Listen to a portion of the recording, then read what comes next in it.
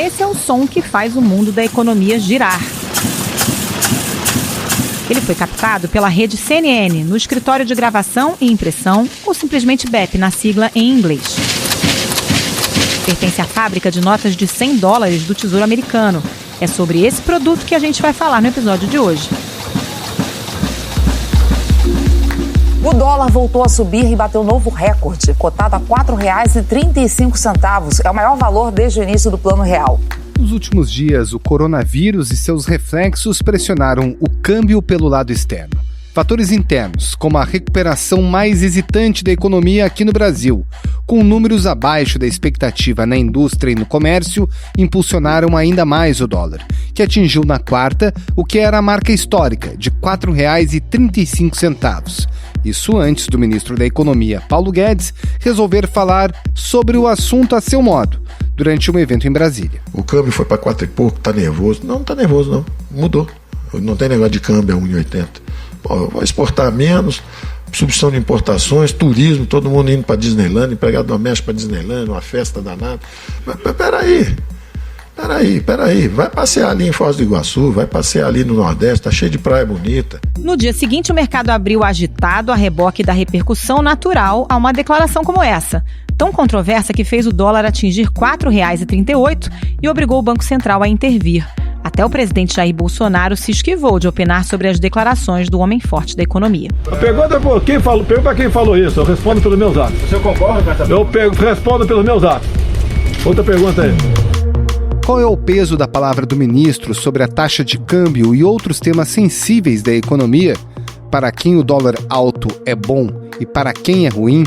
Quais são as principais variáveis que atuam para a oscilação da moeda americana? Esses são os temas do Ao Ponto de hoje. Eu sou o Roberto Maltic, estou aqui com a Carolina Moran e quem responde a essas perguntas é a colunista Miriam Leitão. Fique com a gente. Miriam Leitão, para começar, esse dólar que já está num patamar muito alto, para quem que é bom, para quem que é ruim? Olha, o dólar alto, ele é bom para exportador, ele é bom para empresas que não têm muita competitividade, não quer competir com produto importado e nessa hora tem menos importação.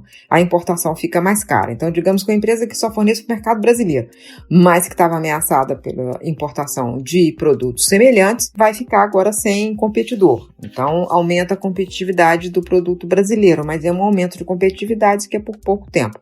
Agora é ruim para muitas outras coisas. Normalmente gera muita incerteza, eleva o preço de remédio, eleva o preço de combustível, eleva o preço de pão e massas em geral. A gente é importador de trigo, né? Nós somos grandes produtores de alimentos, mas importamos trigo. Então, alguns preços aumentam e isso reduz o dinheiro disponível para outras atividades da família. Então, digamos que empobrece um pouco quando o dólar sobe muito forte. Quando o dólar tem um aumento rápido, o Banco Central entra não para defender uma cotação, né? Desde que o câmbio é flutuante, mas é para evitar exatamente o grau de incerteza. Exportadores, quando acham que o dólar vai continuar subindo muito mais, eles deixam de exportar. Apesar de ganhar mais, eles acham que vão ganhar ainda mais se continuar subindo. Então você tem uma paralisia das exportações e às vezes uma precipitação da importação, quando a perspectiva é de dólar subir sem parar.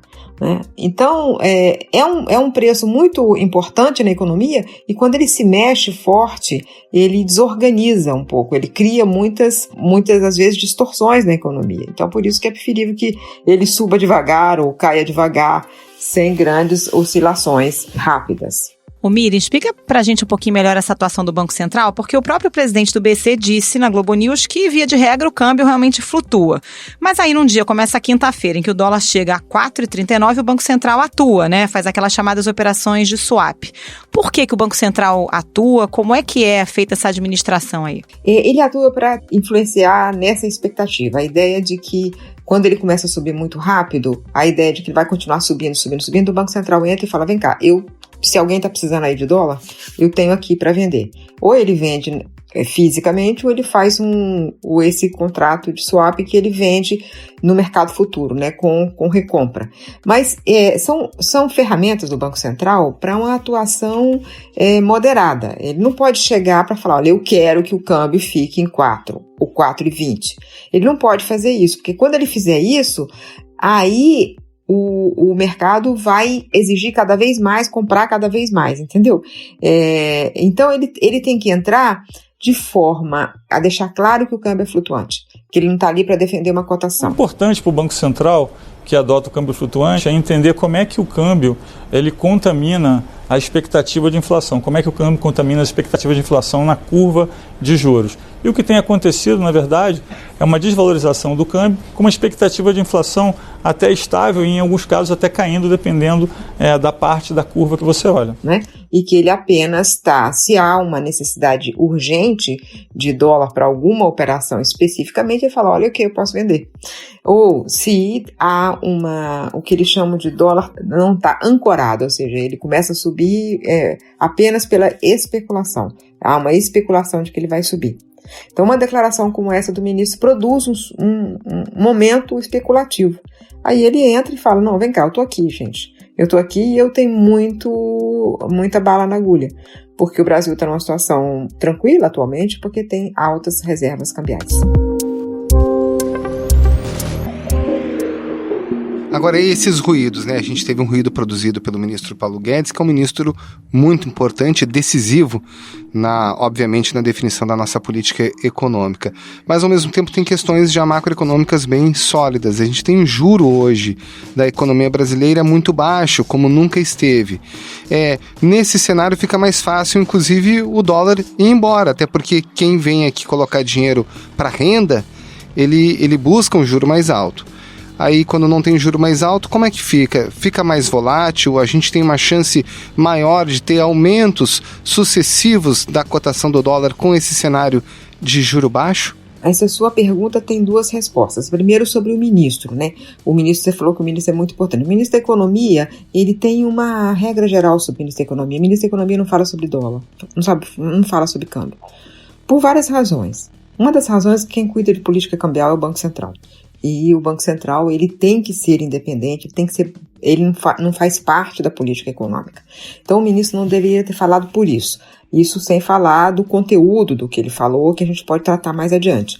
Mas, ficando só no dólar, o ideal é que o ministro não fale exatamente para não produzir esse momento de incerteza, de compra de dólar, olha, então o governo vai querer que o dólar fique mais alto, eu vou começar a comprar logo agora. É isso que foi o que aconteceu nessa manhã. O dólar abriu o dia renovando o recorde e chegou a estar cotado a R$ 4,38.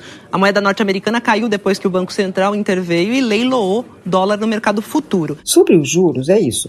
Os juros brasileiros em 2016, 14,25. Muito dólar estava no Brasil, apenas para aproveitar o diferencial de taxa de juros. Vim aqui para ganhar dinheiro com juros aplicando em títulos da dívida brasileira. Não só estrangeiros, brasileiros também investindo nisso. Brasileiros, grandes empresas, grandes grupos, grandes fundos. Quando o juro cai muito, então você olha e fala, vem cá, mas para ficar no curto prazo, para ficar na renda fixa, aqui não está dando grande ganho mais, porque é um país que tem muita incerteza e é um país que está com juros quase do tamanho da inflação. Né? Então, os juros caíram muito, esse dinheiro saiu. Mas não significa que o investidor internacional não tenha interesse em fazer investimento direto. Né? Investimento direto é investimento em economia real. Mas esse que vem para fazer esse aproveitamento do juro alto, esse foi embora, porque os juros caíram. Mas muitas outras coisas afetam o câmbio. O câmbio normalmente é um preço que é afetado por inúmeros fatores ao mesmo tempo. Por isso que a máxima sobre o câmbio é que o câmbio existe para humilhar os economistas, porque eles fazem uma previsão e a previsão fracassa, porque outros eventos chegam e produzem uma tendência na direção contrária. Nesse momento até o coronavírus influencia no câmbio, né, Miriam? Exatamente porque, assim, há muita incerteza no mundo. A China vai crescer? A China, a economia que mais cresce no mundo, vai crescer? O Brasil vai conseguir exportar ou vai reduzir a exportação brasileira? Porque está caindo o preço do minério de ferro, está caindo o preço do petróleo. O Brasil é fornecedor de petróleo e de minério de ferro para a China. Então, ou ele vai vender um volume menor desses produtos e, além disso, a um preço menor. Então, isso aí é menos dólar entrando. Então, e tudo isso entra na conta. E a própria incerteza mesmo do mundo. Quando tem um momento de incerteza, o capital no mundo foge para o Porto Seguro. E eles acham que o Porto Seguro é o título da dívida americana. São papéis das grandes economias. Então, eles saem dos mercados de maior risco. Vamos lembrar que o Brasil não tem mais grau de investimento. Quando o Brasil tinha grau de investimento, o dólar estava muito mais baixo. O Brasil não é considerado ainda um país bom para investimento. Ele perdeu isso em 2015 e ainda não recuperou esse selo.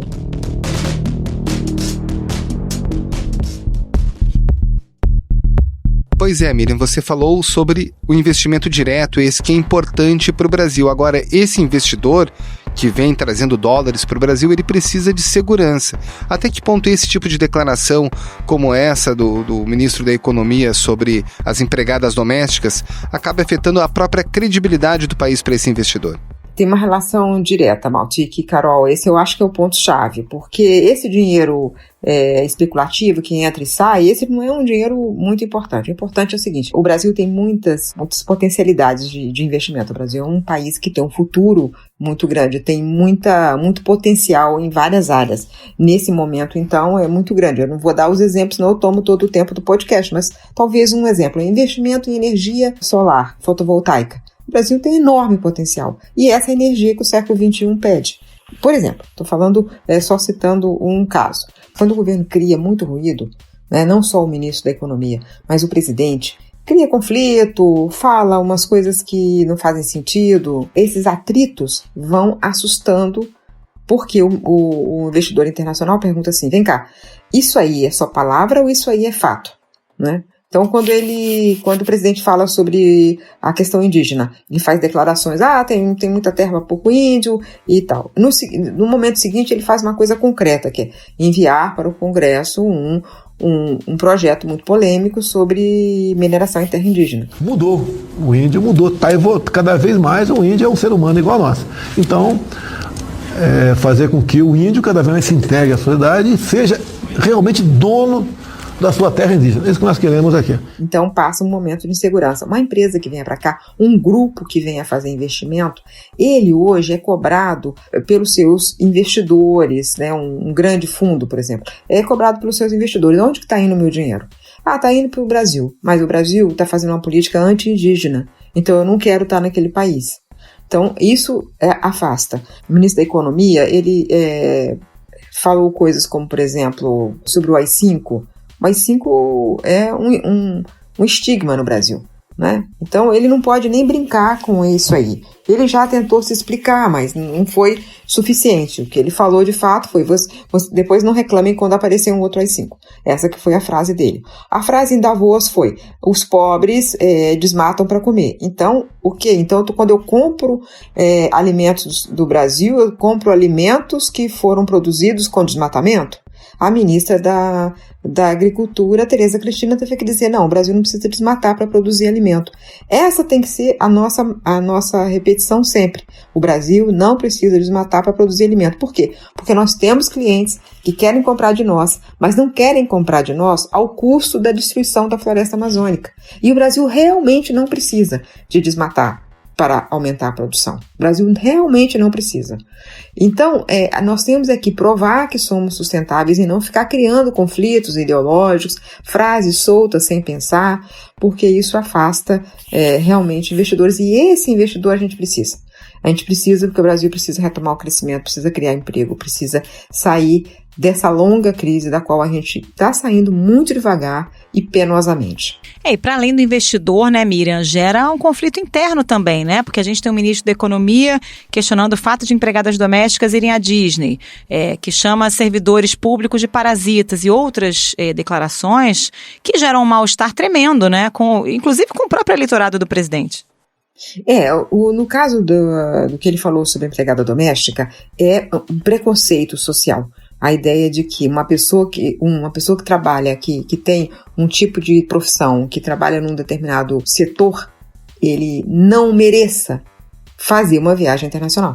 E que isso seria apenas para determinados grupos da sociedade, para determinados níveis de renda. Isso é um absurdo. Todo o que um ministro da Economia deve querer é prosperidade para o maior número de brasileiros, porque isso aí anima a economia, estimula o consumo. É isso que ele deve querer e isso ele tem que ter como norte, não uma ideia de que só pode... apenas alguns podem ter acesso a uma viagem internacional, por exemplo. Então aí tem um preconceito, um elitismo, uma coisa inaceitável, uma frase muito ruim, muito ruim. Eu quis dar o exemplo também, antes que fale. O ministro diz que a empregada doméstica estava indo para a Disneyland.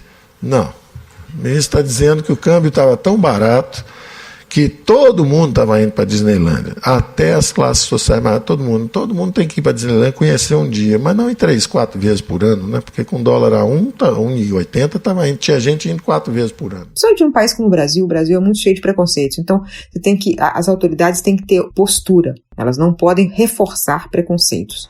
Né, isso é muito importante. Em relação aos servidores, ele cria um conflito com os servidores no momento em que ele vai propor uma reforma do Serviço Público Federal. E essa reforma é necessária, tem muita coisa que precisa mudar.